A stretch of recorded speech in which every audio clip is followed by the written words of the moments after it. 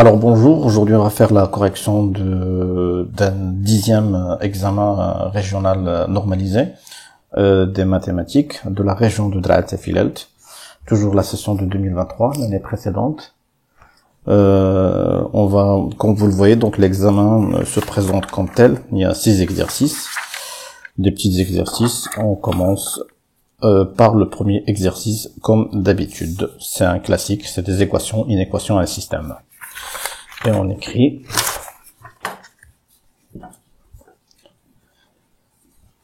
exercice 1. Première question. Soit x un nombre réel, résoudre l'équation telle. D'accord? Donc résolution de la première équation.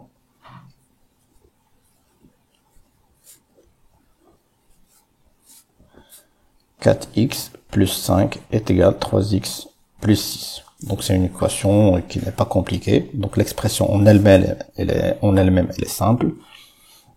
Donc on va mettre les inconnus d'un côté et les connus d'un autre côté. Donc ça va me donner 4x moins 3x est égal à 6 moins 5.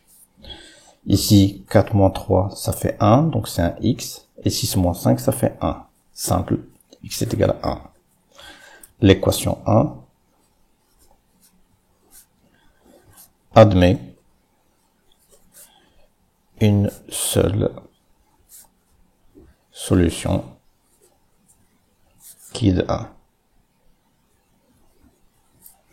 D'accord? Maintenant, deuxième question, résolution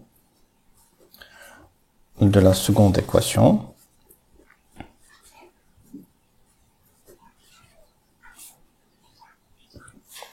X moins 1 facteur de x plus 2 est égal à 0. Ça, on l'a vu aussi dans le cours. Lorsqu'on a un facteur, c'est que la première équation est égale à 0 ou la deuxième équation est égale à 0. Parce qu'il suffit qu'un des deux soit égal à 0 pour que le produit est égal à 0. Donc x moins 1 facteur x plus 2 est égal à 0. C'est-à-dire que x moins 1 est égal à 0 ou x plus 2 est égal à 0. Donc x est égal à 1 ou x est égal à moins 2. Ainsi, l'équation 2 admet deux solutions. Deux solutions. 1 et moins 2. D'accord? Troisième question, une inéquation. Résolution de l'inéquation. Résolution de l'inéquation. Très bien. 5x moins 3 strictement inférieur à 3x plus 1. On va la noter 3. Ça aussi, c'est une expression qui est très facile. On va mettre les inconnus d'un côté et les connus d'un autre côté. Donc ça va me donner 5x moins 3 strictement inférieur à 3x plus 1. Cela revient à écrire que 5x moins 3x strictement inférieur de 1 plus 3. 5 moins 3, c'est 2x strictement inférieur à 4. Donc x strictement inférieur à 4 sur 2. Donc x strictement inférieur à 2.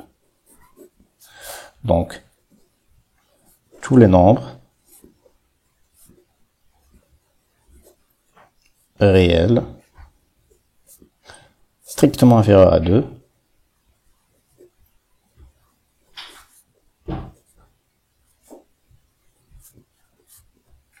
sont solutions de cette inéquation.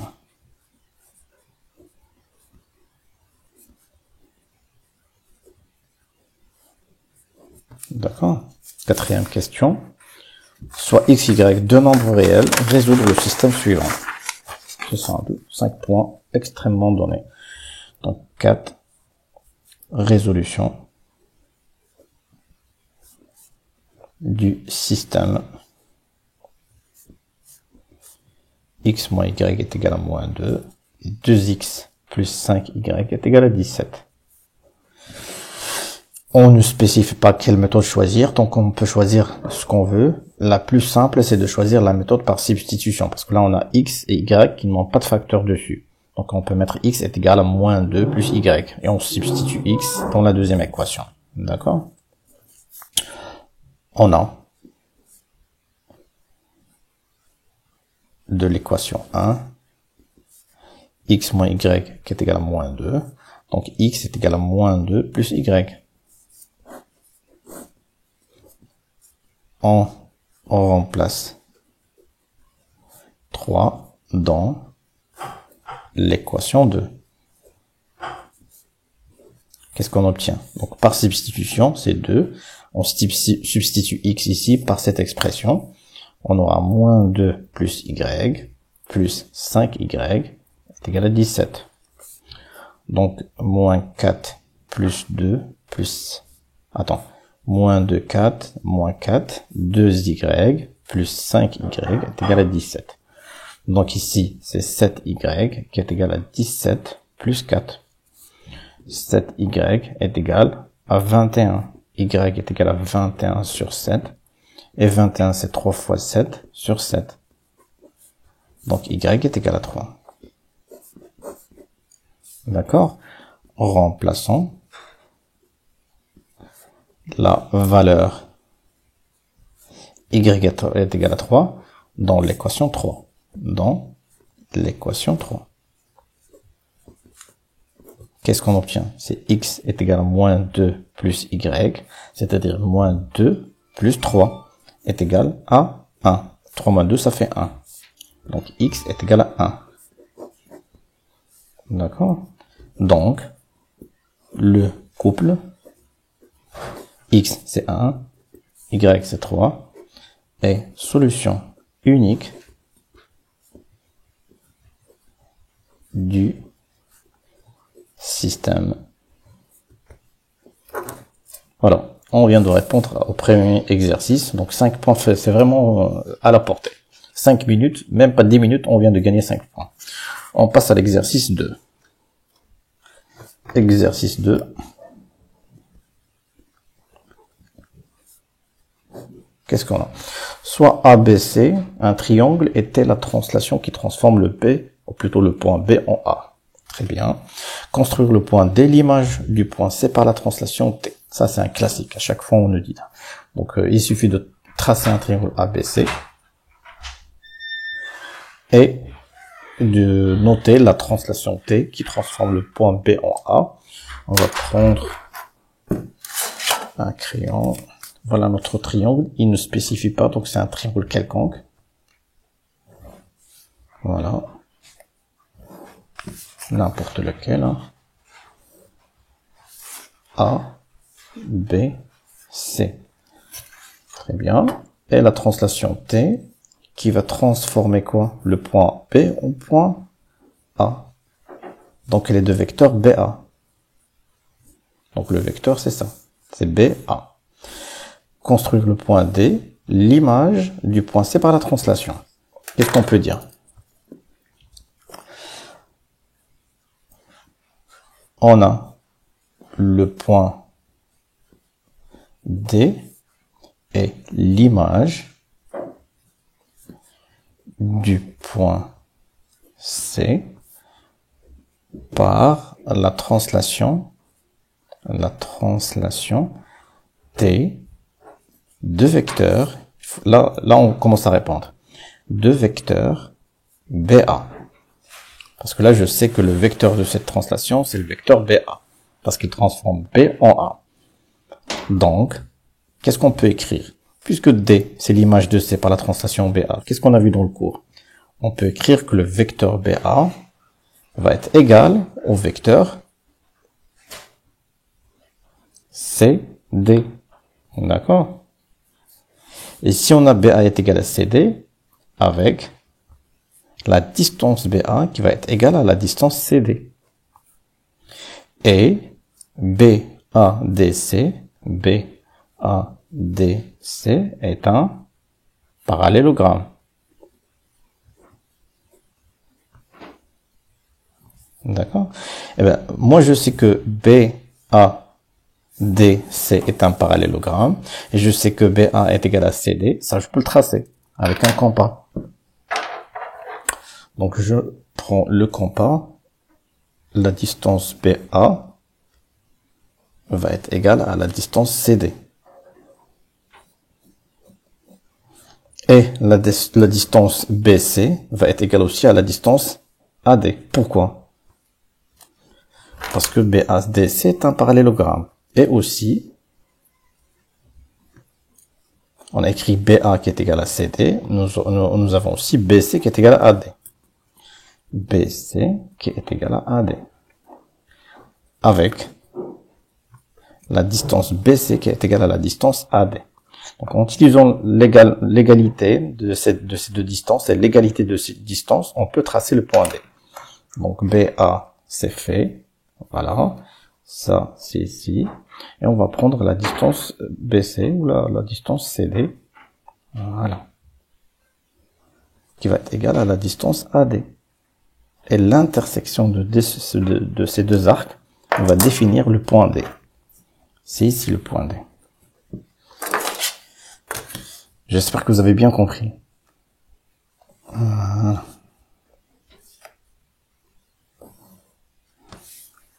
Et ça, A, B, C, D, ou A, D, C, ou plutôt B, A, D, C, est un parallélogramme.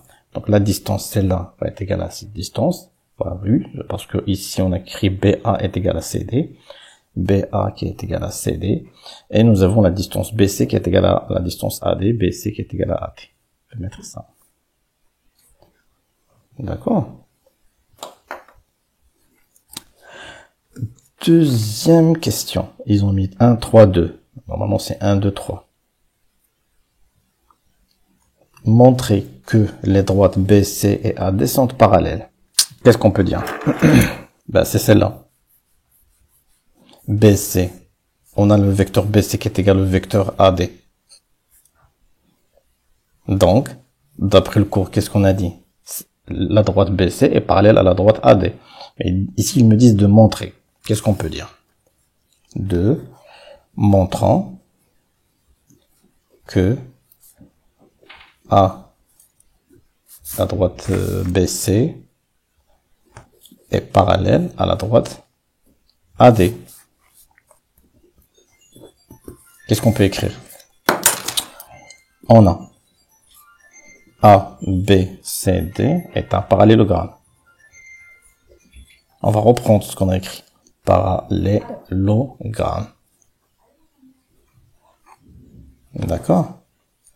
Alors, le vecteur BC est égal au vecteur AD. Donc, les droites BC et AD sont parallèles. Sinon, il y a une autre méthode. On peut dire que, quoi? C'est quoi l'image de la droite BC? C'est AD.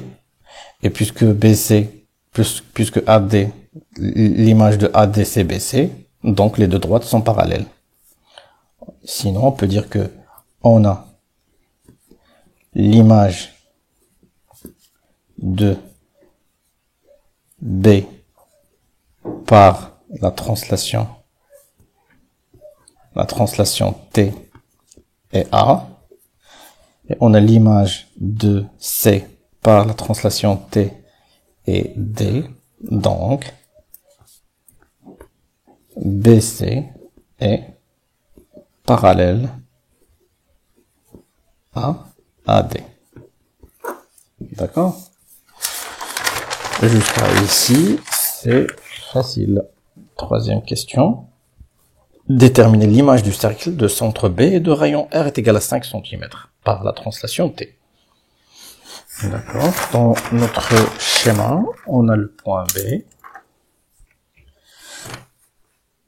qui va être le centre de notre cercle et de rayon R est égal à 5 cm. D'accord. On peut dire que c'est pas, on n'a pas de, on peut dire que ça c'est 5 cm. D'accord.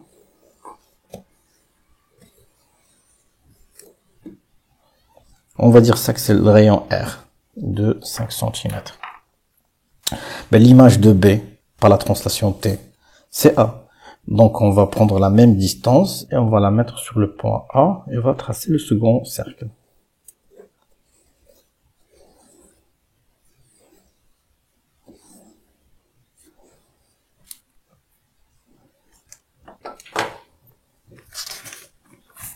C'est simple quand même, donc c'est pas compliqué cette dernière question.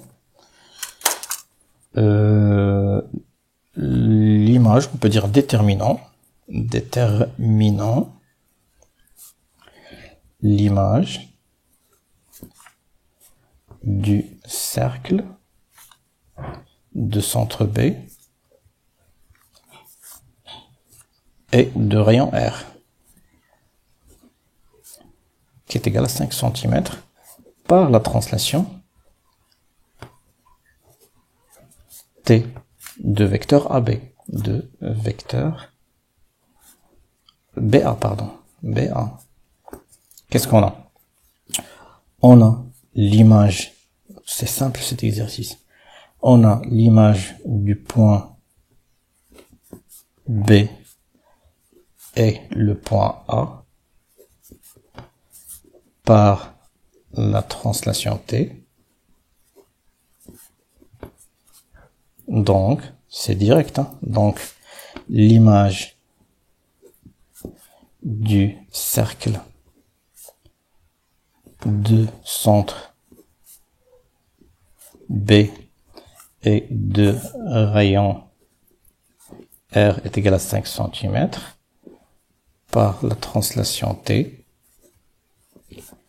n'est que le cercle de centre A cette fois, parce que l'image de B c'est A, et de même rayon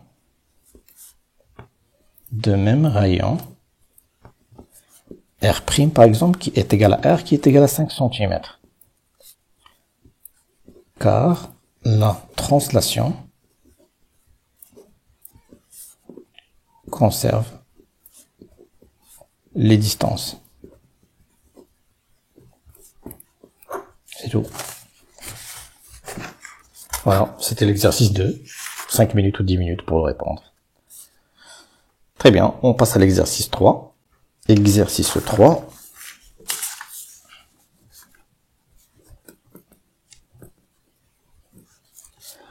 Exercice 3. Qu'est-ce qu'il dit?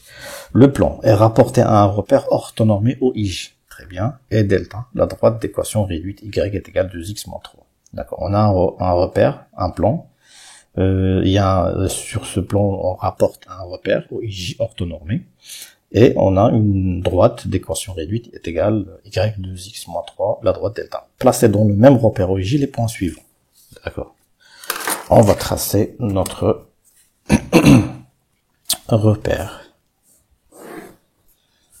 D'accord, on va respecter cette fois correctement les distances. 1 cm pour les unités. Maintenant, on cherche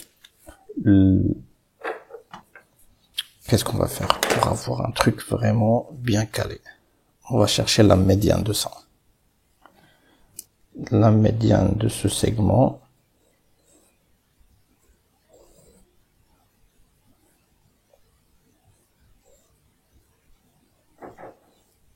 Voilà. Donc la médiatrice, c'est celle-là. Pour avoir un truc vraiment perpendiculaire. Et maintenant, on place nos unités.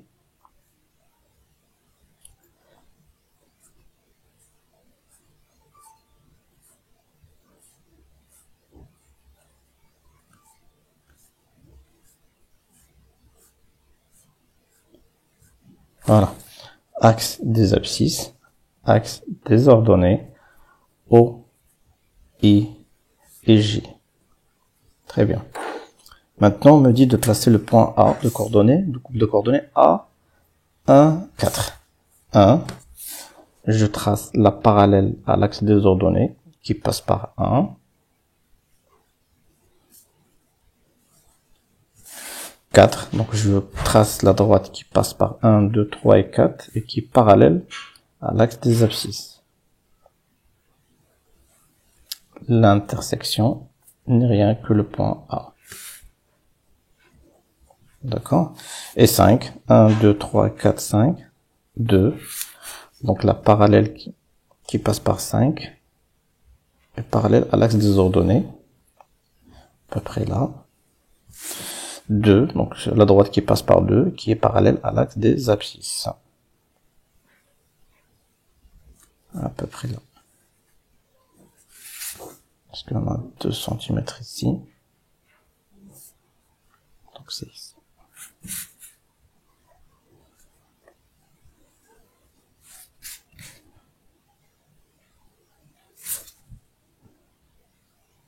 Très bien. Point B. Comme d'habitude, croix pour le point A, petite croix pour le point B, petite croix pour le point O, I et J. Très bien. On vient de placer les points A et B selon le couple de coordonnées qui nous a été communiqué. Maintenant, calculer la distance AB. D'accord. Calculer la distance AB, puis déterminer les coordonnées du point K, le milieu du segment AB. Ça, c'est du cours aussi. Donc, deuxième question. Calculons la distance AB. La distance AB, d'après le cours, c'est la racine. La racine de quoi? C'est xb moins xa à la puissance 2 plus yb moins ya à la puissance 2. Ça, on l'a vu dans le cours. Xb moins xa parce que l'extrémité c'est b et l'origine c'est a. D'accord? Donc la distance AB n'est rien que xb c'est 5 moins xa c'est 1 puissance 2 plus yb c'est 2 moins ya c'est 4 2. 5 moins 1 ça fait 4. 2 moins 4 ça fait moins 2. On aura 4 fois 4 ça fait 16 plus 4 ça fait 20. Donc 2 fois 2 fois 5. Donc c'est 2 racines de 5. Donc AB n'est rien que 2 racines de 5. D'accord? Puis déterminer les coordonnées du point K, milieu du segment AB. Milieu du segment AB. Et le point K de couple de coordonnées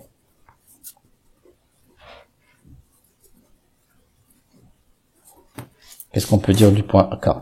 K, c'est le milieu de AB. Donc c'est XA plus XB sur 2. Et son ordonnée, c'est YA plus YB sur 2. Ça, c'est du cours.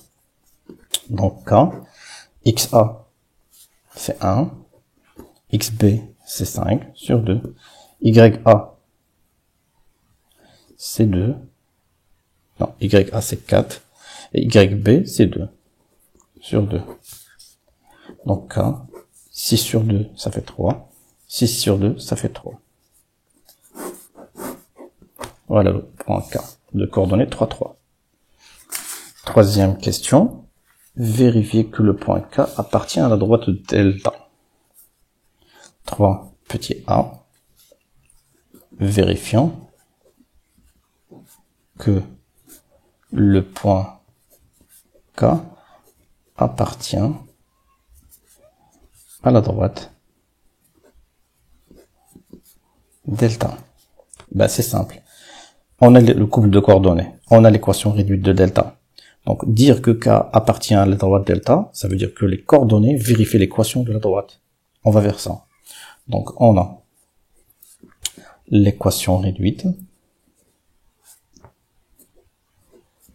de delta, qui est égale à y 2x moins 3, et on a le couple de coordonnées K, 3, 3, dire que K appartient à delta, c'est que les coordonnées de K vérifient l'équation réduite de delta. D'accord? Et on va remplacer. Y est égal à 2x moins 3 en remplaçant x par xk. Donc y est égal à 2xk moins 3. 2 fois 3, parce que xk c'est 3, est égal à moins 3. 2 fois 3, ça fait 6. 6 moins 3, ça fait 3. Et 3, c'est yk. Donc y, en fin de compte, c'est yk. Donc, k appartient bel et bien à la droite delta. Petit b, montrons que l'équation réduite de la droite AB est. Montrons, ça c'est du cours aussi, montrons que l'équation réduite de la droite AB est y est égal à moins 1 sur 2x plus 9 sur 2. D'accord?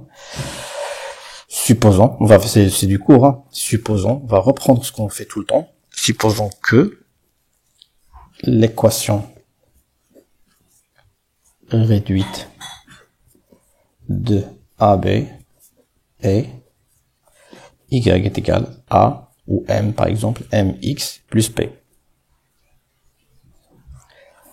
avec m et p des nombres réels à déterminer.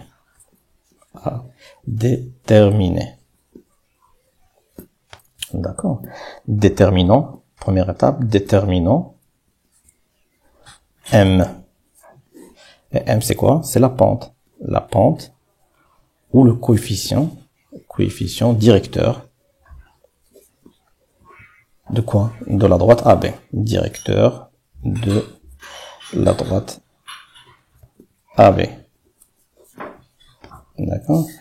Et d'après le cours, on a A qui appartient à AB. Ça, c'est logique parce que la droite, c'est AB. Donc, systématiquement, elle passe par A et passe par B. Et B appartient à la droite AB. Donc, la pente M, c'est quoi? C'est YB moins YA sur XB moins XA. Ou on peut même inverser. Vous pouvez commencer par ce point ou par ce point. Il faut juste respecter la case. B, XB, YA, XA. YA moins YB sur XA moins YXA. XB, pardon. YA moins YB sur XA moins XB. Et on remplace. Donc M est égal, qu'est-ce qu'on a? YB, c'est 2. YA, c'est 4. XB, c'est 5. XA, c'est 1. Donc 2 moins 4, ça fait moins 2. 4, plutôt 5 moins 1, ça fait 4. Et ça, c'est moins 1 sur 2. Donc, AB, l'équation réduite, peut s'écrire Y est égal à moins 1 sur 2x plus P. Parce qu'on vient de déterminer M. Donc, on peut remplacer M dans l'équation, dans la première équation. Ce qu'on a supposé tout à l'heure. C'est celle-là. On remplace M parce ce qu'on vient de trouver. C'est moins 1,5. Et là, jusqu'à cette étape, c'est correct. Moins 1,5. Maintenant, il va falloir prouver que P est égal à 9 sur 2. Déterminant.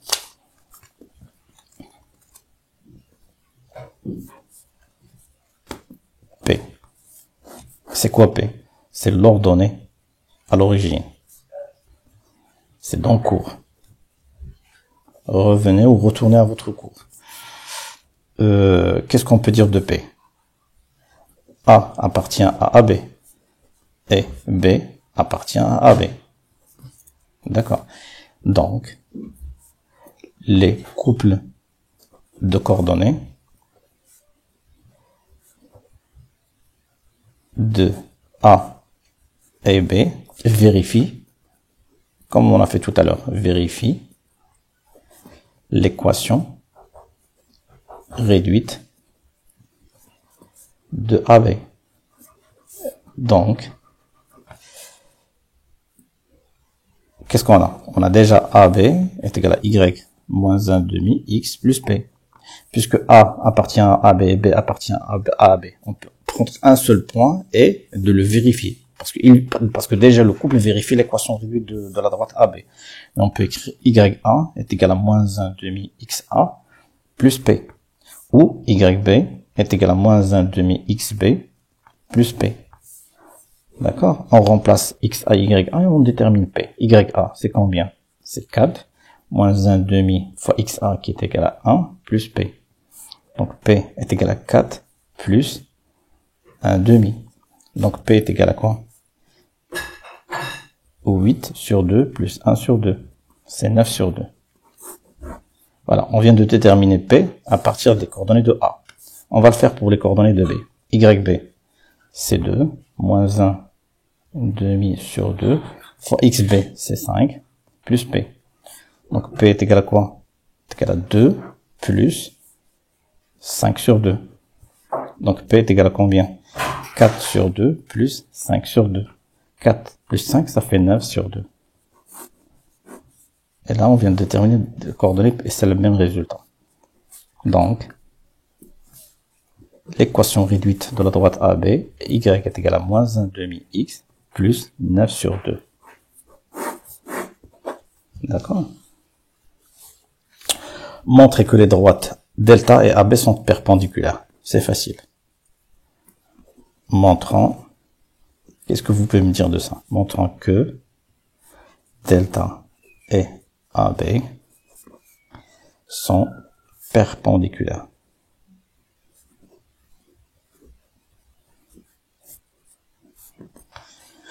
Qu'est-ce qu'on a dit? Pour dire que delta et AB sont perpendiculaires, il faut que le produit des pentes est égal à moins 1. Si on prouve ça, on peut dire que delta et AB sont perpendiculaires. Et s'ils sont égaux, ils sont parallèles. Donc on a l'équation réduite de delta, c'est Y est égal à 2X moins 3. Et AB qu'on vient de déterminer, c'est Y est égal à moins 1 sur 2 X plus 9 sur 2.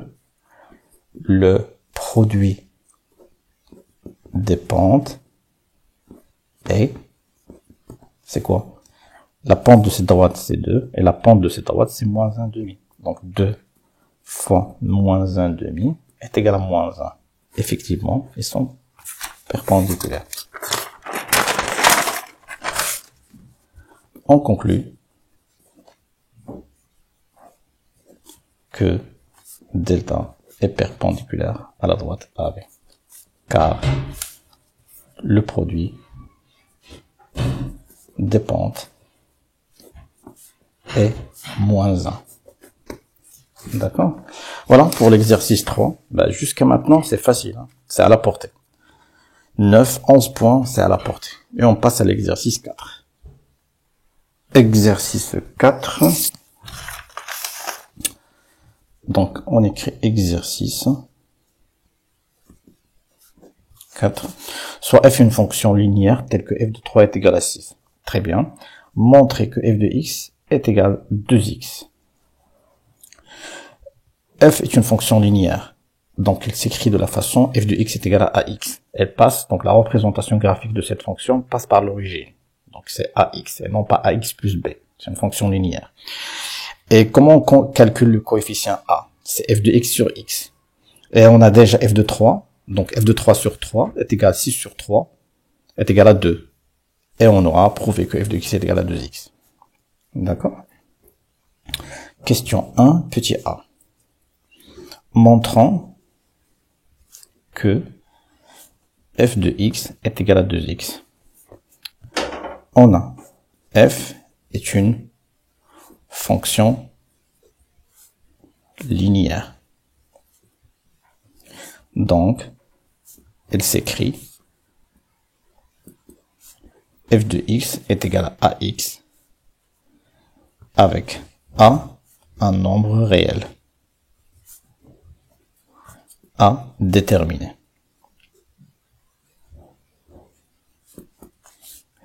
Déterminant a, le coefficient. On l'appelle le coefficient. D'accord?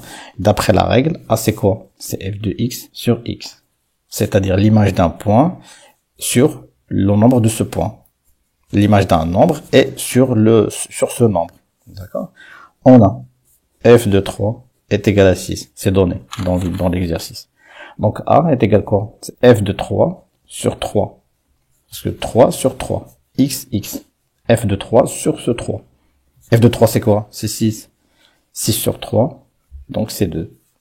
Donc f de x, d'où f de x est égal à 2x. On va remplacer ce a qui est égal à 2 dans cette équation. Donc f de x, effectivement, est égal à 2x. Question B, c'est facile. Hein. Déterminer le nombre réel qui a pour image 5 par la fonction f. Ça, on l'a vu l'autre fois. Déterminant le nombre dans l'image est 5 par la fonction f. Par la fonction f. Qu'est-ce qu'on peut dire? C'est-à-dire, quel est le nombre? F de x est égal à 5. Ici, on ne dit pas de calculer l'image d'un nombre par la fonction f. Ici, ils me disent quel est le nombre que je vais mettre ici dans l'image de ce nombre par f, ça va me donner 5. Donc ça revient à écrire f de x est égal à 5. Et puisque f de x est égal à 2x, on écrit 2x est égal à 5. On va remplacer ça par ça. Donc x est égal à quoi? 5 sur 2. Donc le nombre c'est 5 sur 2. Ce qui implique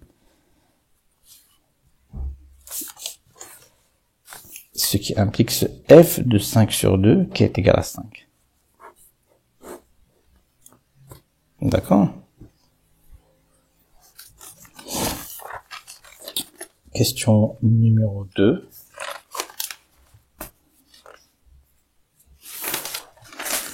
Soit j'ai la fonction affine telle que g de 2 est égal à 3 et g de 1 est égal à 1.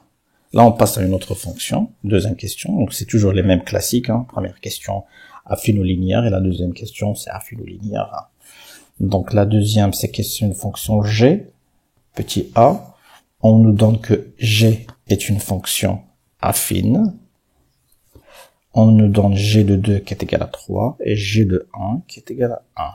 Deux images. Très bien. Montrer que g de x est égal à 2x moins 1. Montrant. Ça, c'est du cours aussi. Hein. Montrant que g de x est égal à 2x moins 1. Supposons que g de x est égal à ax plus b, car g est une fonction affine. Ça, c'est dans le cours. Une fonction affine. Et a et b sont des nombres réels à déterminer. À déterminer. D'accord? Déterminant AB. Déterminant A. D'après le cours, A, c'est quoi? C'est f de x moins x' sur x moins x'. On a besoin de deux points. Le premier point, son image, et le deuxième point, son image, sur le même point soustrait du second point. Dans notre cas, on nous a donné g de 2 et g de 1. Donc A, dans notre cas, court. Notre cas, A, c'est quoi? C'est g de x moins g de x' sur x moins x'. Or, on a quoi? On a g de 1 qui est égal à 1 G de 2 qui est égal à 3. Donc A, c'est G de 1, moins le deuxième, c'est moins G de 2, sur 1, je prends ce 1, je le mets ici, moins 2, ce 2, je le mets ici. Vous allez me dire, oui, mais pourquoi vous avez fait G de 1 moins G de 2? Pourquoi vous n'avez pas inversé? Ben, c'est la même chose. C'est égal aussi à G de 2 moins G de 1 sur 2, ce 2, je le mets ici, moins 1, je le mets ici. Ça va me donner le même résultat. Donc A est égal à G de 1, c'est combien G de 1? G de 1 est égal à 1. Donc c'est 1 moins G de 2, c'est 3 sur 3. Donc 1 moins 2. Donc A est égal à moins 2 sur moins 1 est égal à 2. D'accord? Donc A est égal à 2. Vous allez me dire, oui, on va vérifier ça. On va faire ça aussi. G de 2, c'est combien? C'est 3. Moins G de 1, c'est 1 sur 2 moins 1. Donc A est égal à 3 moins 1, ça fait 2. 2 moins 1, ça fait 1. Donc A est égal à 2. C'est le même résultat. D'où G de X est égal à 2X plus B. Je viens de déterminer A, c'est 2. Donc là, je l'ai déterminé à moitié. Il me reste que déterminer B. D'accord? Déterminant B.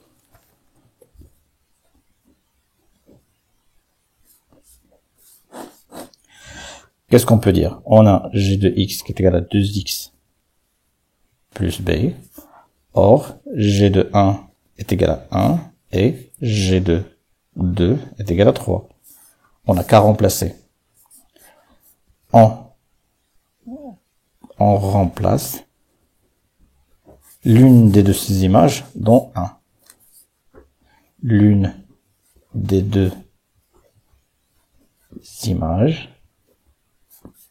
dans 1. Et G de 1 est égal à 2 fois 1 plus B.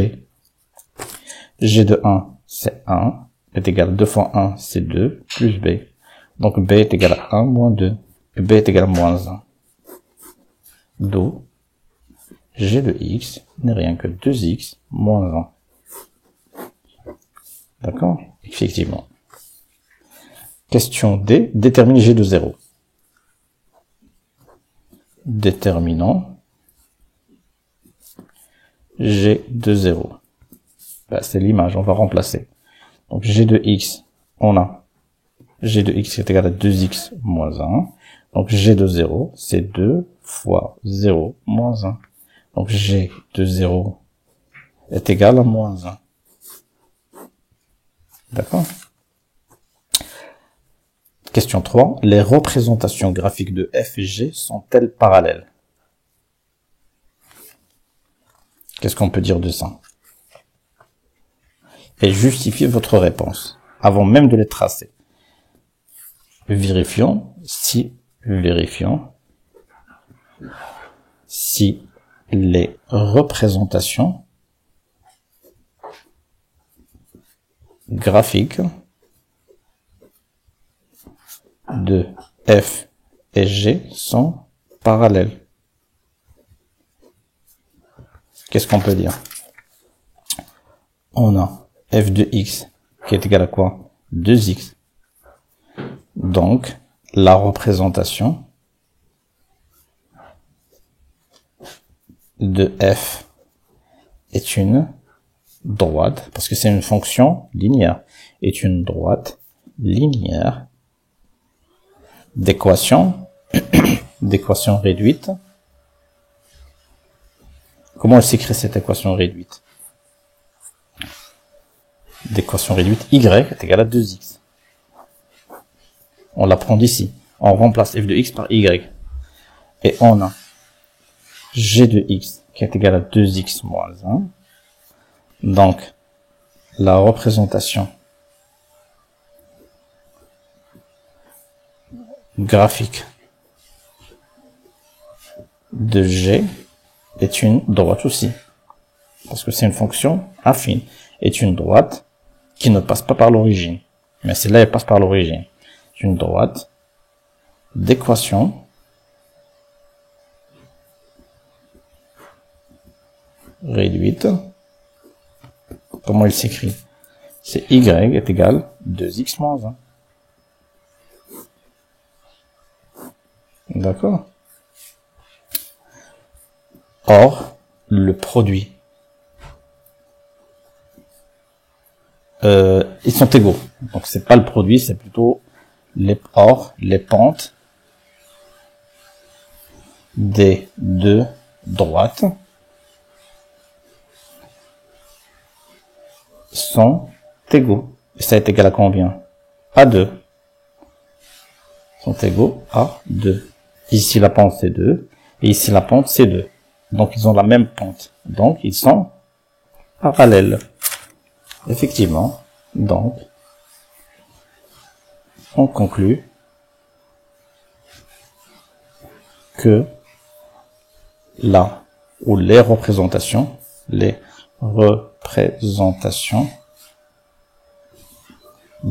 F et G sont parallèles.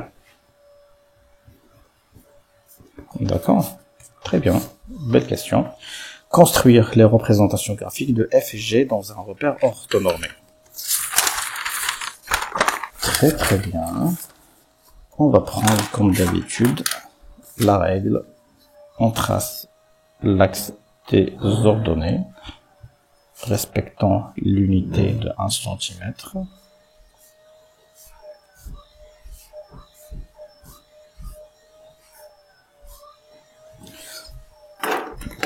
Déterminons la médiatrice de ce segment.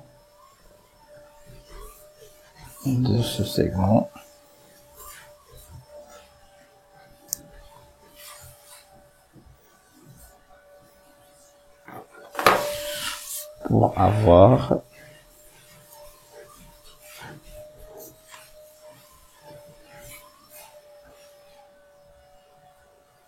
on va la baisser un petit peu, sinon on va la refaire. On va prendre ça, on va prendre un nombre pair, 4 cm au lieu de 5 cm.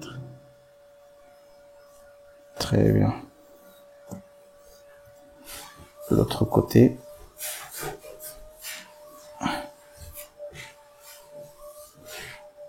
voilà, pour tomber sur la graduation.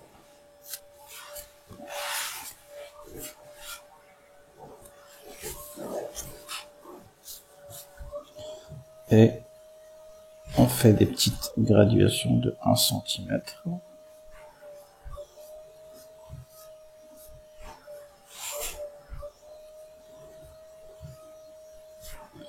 Axe des abscisses, axe des ordonnées, le centre I et J. Pour la fonction f, qu'est-ce qu'on a? La fonction f de x est égale à 2x. On a calculé f de 3 qui est égal à 6. On sait que f est une fonction linéaire. Donc l'équation réduite de sa droite est quoi? Est 2x. On a f de 3 est égal à 6, donc elle passe par le point A, on va déterminer 3, 6. X et 6 c'est 3, et son image c'est 6, donc point A. Et puisque la fonction f est une fonction linéaire, donc la droite c'est une droite linéaire, elle passe par l'origine O, 0, 0. Donc la première droite, on va la nommer delta. Elle passe par le point A, elle passe par le point O, et delta c'est la représentation de f de x. Pour g de x, on a g de x est égal à 2x moins 1. On nous a donné l'image de g2 et de g1. G de 2 est égal à 3. G de 1 est égal à 1. Et quoi d'autre? On a calculé G de 0. Et G de 0, c'était combien? C'était moins 1. Donc la représentation de ça, c'est une droite delta prime, d'équation réduite y est égal à quoi? C'est 2x moins 1, bien sûr. Et les points qu'on peut définir, on peut définir 3 points, B, C, D, parce qu'on on a utilisé le point A. Le point A, c'est 2, 3. Le point C, c'est 1, 1. Et le point D, c'est 0, moins 1. Voilà. Donc avec ces éléments, on peut tracer la droite D, delta et delta prime. Traçons déjà les points. On va tracer le point A et O. O, on l'a déjà. A, c'est 3, 6. 1, 2, 3 et 6.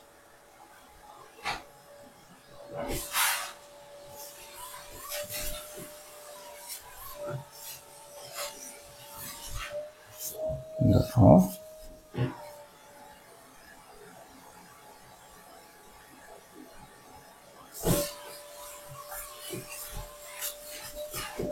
C'est ça le point A. Le point O. Maintenant le point B, c'est 2, 3.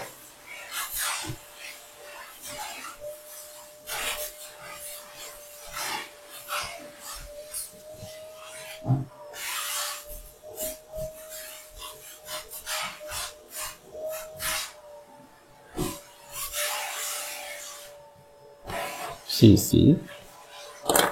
Le point B. Maintenant, le point C, c'est 1, 1. 1, 1.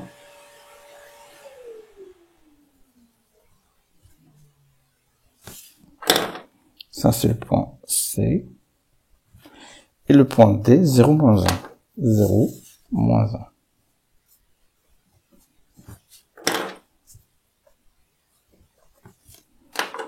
La première droite delta passe par A et par O.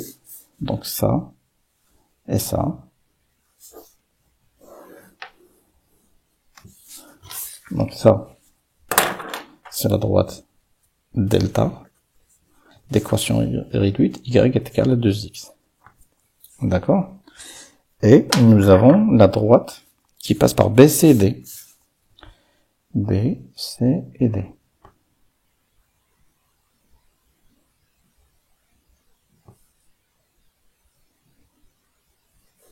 Ils sont parallèles, comme on a dit tout à l'heure. Donc, quelque chose comme ça. D'accord? Et ça, c'est delta. On va agrandir un petit peu la droite. Il faut faire attention de ne pas tracer deux droites qui se coupent. Parce qu'on a dit tout à l'heure que c'est la représentation de F et de G. C'est des droites qui sont parallèles. On l'a prouvé. Parce que ils ont la même pente. 2, 2. Et ça, c'est delta prime.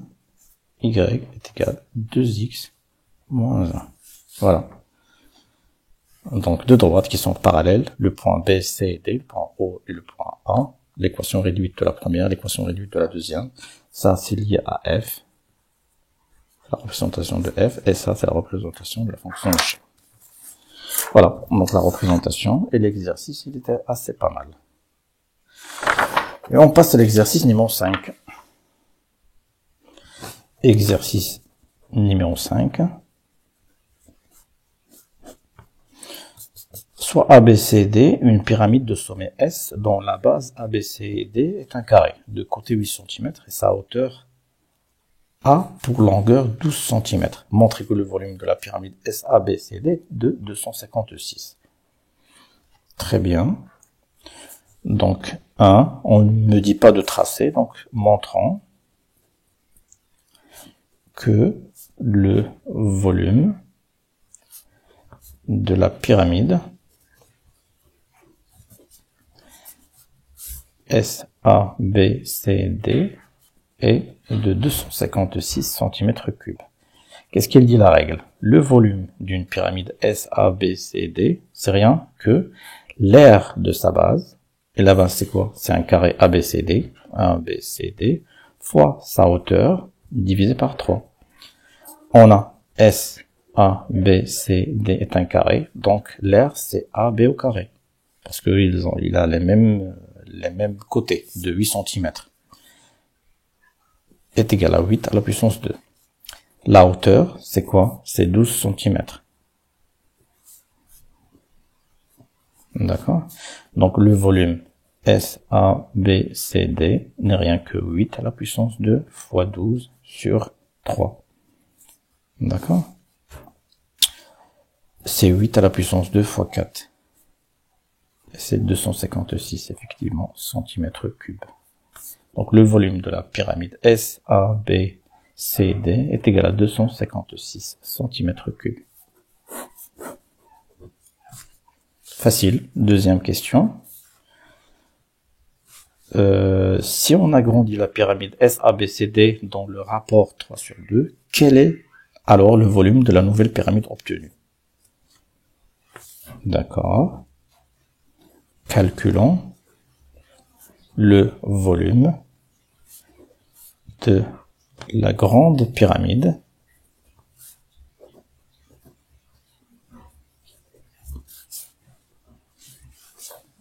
agrandissement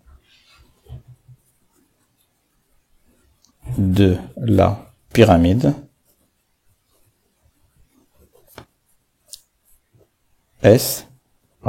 SABCD de rapport. Nous ont déjà donné le rapport d'agrandissement. C'est 3/2. Ça, c'est facile. Donc, soit V, le nouveau volume, le volume de la pyramide, de la grande pyramide, est égal à quoi? Est égal, le coefficient d'agrandissement, c'est 3/2, et cette fois, la portée à la puissance 3, parce qu'on travaille avec des volumes, fois le volume de SABCD. C'est simple. Donc, c'est 27 sur 2 fois 2, 4, 4 fois, c'est 8, fois 256. Donc, le volume, c'est combien? Calculatrice. 864 cm3. C'est ça, le volume de la grande pyramide. En respectant le rapport d'agrandissement 3/2. Et ben, c'est tout pour l'exercice 5. Eh ben, c'est facile, hein. 3 points, c'est à la portée. C'est un examen très très facile, ça. C'est 20 sur 20, mais on va voir l'exercice 6 déjà. 2 points. Mais jusqu'à ici, vous avez 18, hein. C'est à la portée. Exercice 6 et le dernier, 2 points. Eh ben, c'est un exercice, c'est un examen assez facile, hein. Exercice 6.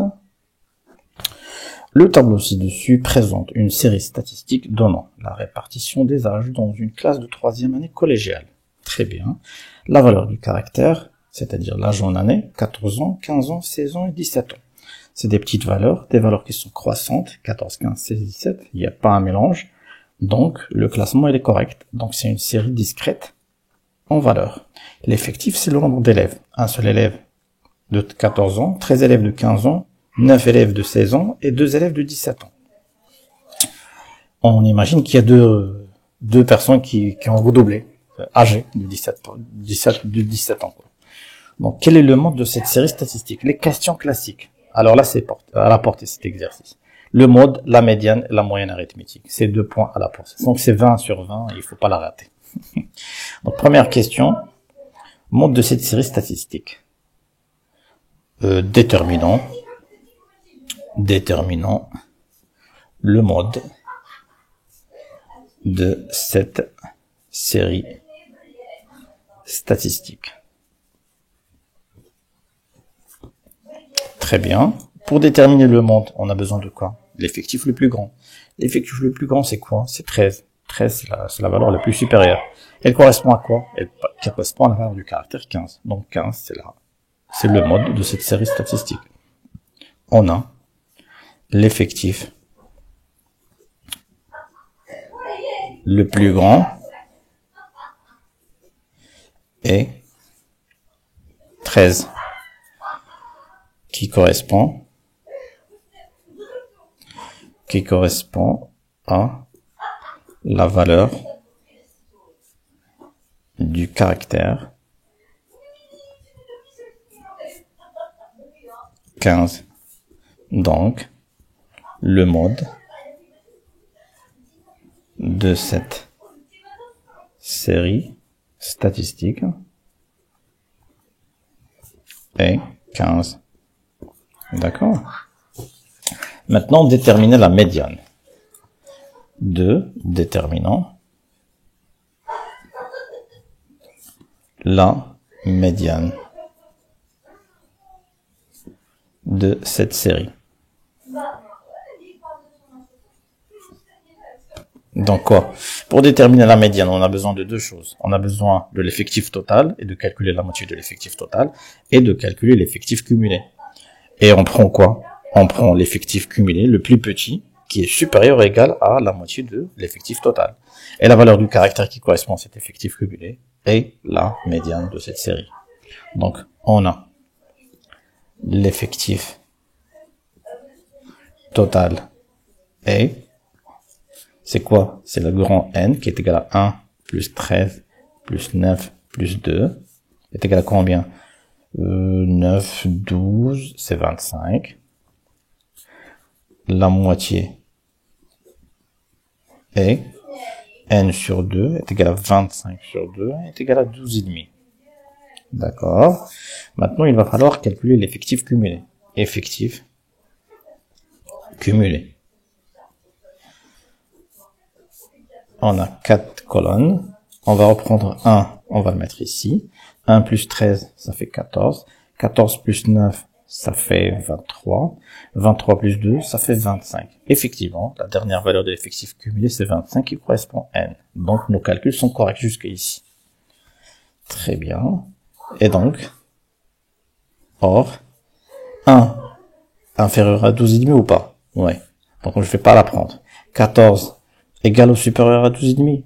Oui, c'est supérieur strictement, donc je la prends. 23, supérieur à 12,5? Oui, je la prends. 25, c'est supérieur à 12,5? Oui, je la prends. Et quelle est la valeur la plus petite de ces trois? Est-ce que c'est 25, 23 ou 14? Donc c'est 14. Et la valeur qui correspond, la valeur du caractère qui correspond à 14, c'est 15. Donc la médiane, c'est 15. Comme le mode statistique. Or, l'effectif cumulé, le plus petit, supérieur ou égal à 12,5 et 14.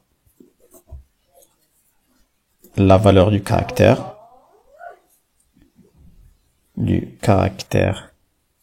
qui correspond à cet effectif, c'est quoi? Effectif cumulé, pardon. C'est quoi? Et 15.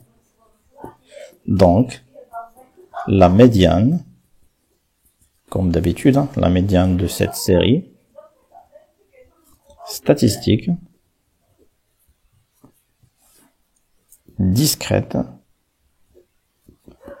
en valeur est 15. Voilà. Jusqu'à ici, c'est impeccable. Troisième et dernière question de cet examen. Calculer la moyenne arithmétique de cette série statistique. Ça, c'est du cours aussi. Toutes les questions, c'est que du cours. 20 sur 20, il faut pas la rater. Sincèrement. Donc, calculons la moyenne arithmétique de cette série statistique. Donc M, c'est quoi? D'après le cours. Donc la moyenne arithmétique, c'est la somme des produits de la valeur fois l'effectif. Donc c'est 1 fois 14, plus 13 fois 15, plus 9 fois 16, plus 2 sur 17, et le tout sur l'effectif total. Et on écrit 1 fois 14, plus 13 fois 15, plus 16 fois 9, plus 17 fois 2, le tout sur 25. C'est facile. Donc M est égal à 14, plus 13 fois 15, c'est combien? Donc, calculatrice, 13 fois 15 est égal à 195, et 16 fois 9, 144, plus 17 fois 2, c'est 34, sur 25. Donc M est égal 387 sur 25. Donc divisé par 25. c'est 15,48. Donc la moyenne, c'est 15,48. Donc on a calculé le mode qui est égal à 15, la médiane qui est égale à 15 et la moyenne arithmétique qui est égale à 15,48. Le tout est tout autour du point 15. Très bien, ben voilà, donc c'était la dernière question de cet examen. Ben, en général, je pense que c'est un examen à la portée. Hein. Félicitations les élèves de la région de Drahtseefeld. C'était à la portée. Il fallait pas rater cet examen, sincèrement. Comparé à celui de Casa, qui reste jusqu'à maintenant l'examen le plus difficile de toutes les régions du Maroc. C'est celui de Casablanca. À mon point de vue, bien sûr. Sur ce, je vous dis merci pour votre attention. Faites les examens, revoir les cours, les vidéos du cours. Si vous avez des questions ou des commentaires, n'hésitez pas à me contacter. D'ici là, je vous donne rendez-vous pour une prochaine correction d'un autre examen régional, qui va être le 11e examen. Je vous souhaite une excellente journée et à la prochaine.